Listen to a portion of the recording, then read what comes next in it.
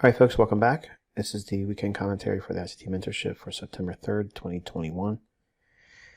Again, it'll be brief. I apologize, but I'm almost well enough to spend more time sitting in front of the computer, so let me rest this weekend. Hopefully, by Monday, I'll be able to put a little bit longer videos together. All right, so dollar index daily chart.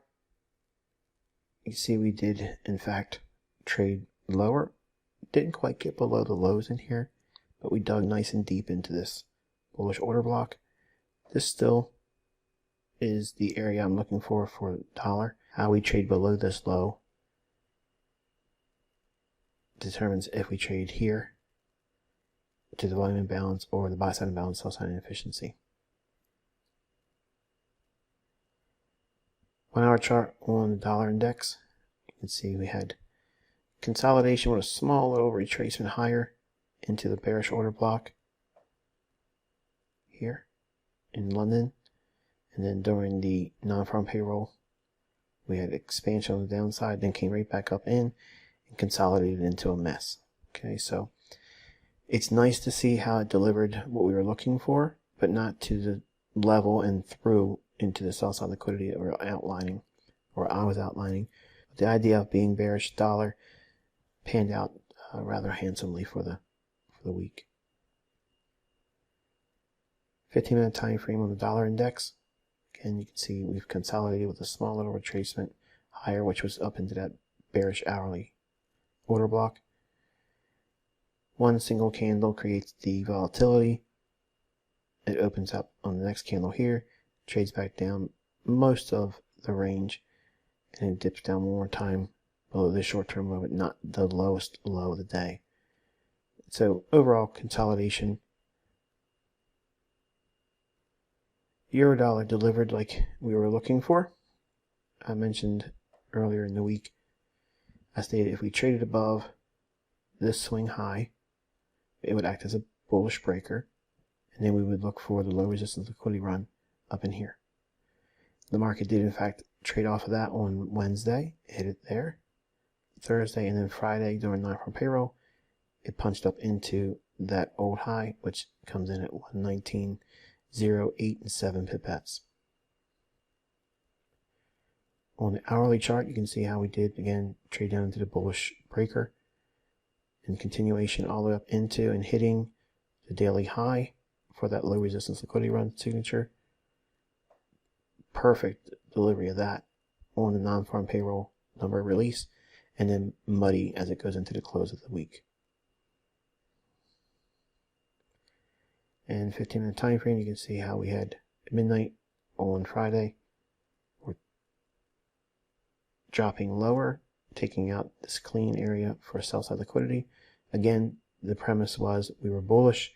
No, I'm not trying to make the case that you should have been trading non-farm payroll, but price does in fact deliver to the level we were looking for. It didn't go to 119.10 or 119.15, but it did hit the level they were looking for and did trade above it.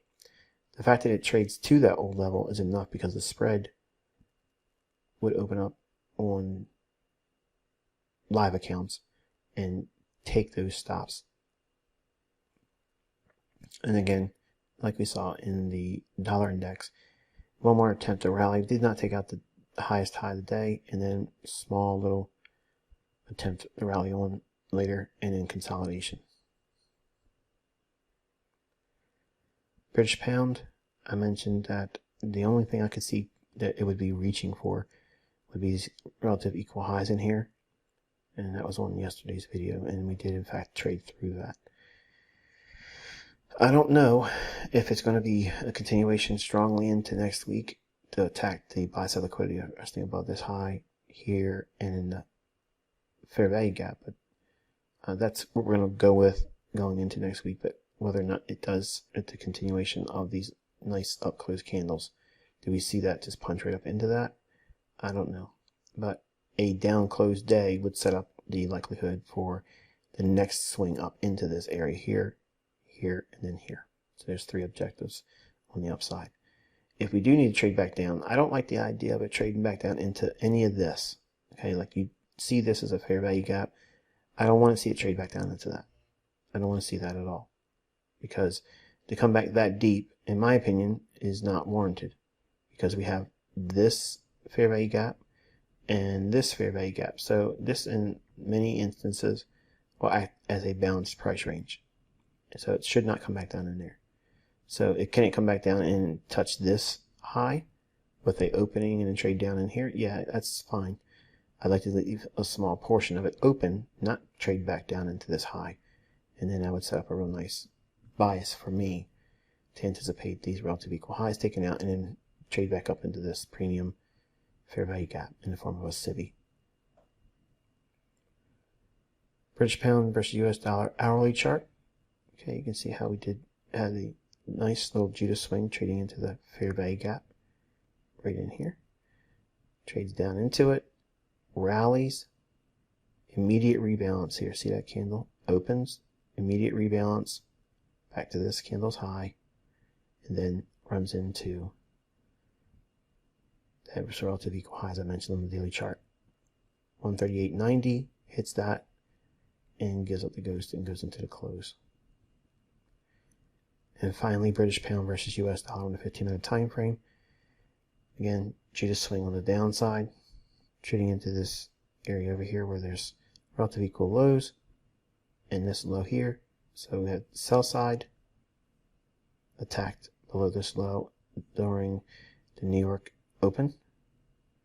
Rallies, fair value gap, bullish order blocks, rallies. Nice run here on non-farm payroll. Retraces back down in. Rallies some more. Bullish order block, trades into that. And then pumps it up into those relative equal highs I mentioned on yesterday's video. And that's where the liquidity was. And that was about all it had for today. 10 pip run above that. And then back inside the range. While I didn't give you a video every single day, I gave you everything that you paid for. And was able to deliver with reasonable satisfaction, in my opinion. It's non-farm payroll protocol. We don't generally trade after New York session on Wednesday, but it was satisfying to me in my present state. I'm thankful that I was able to give you what I gave you for this week. I'm going to try to do my best to rest this weekend and take it easy, and I'll hopefully be able to talk with you more on Monday. Until I talk to you then, enjoy your weekend and be safe.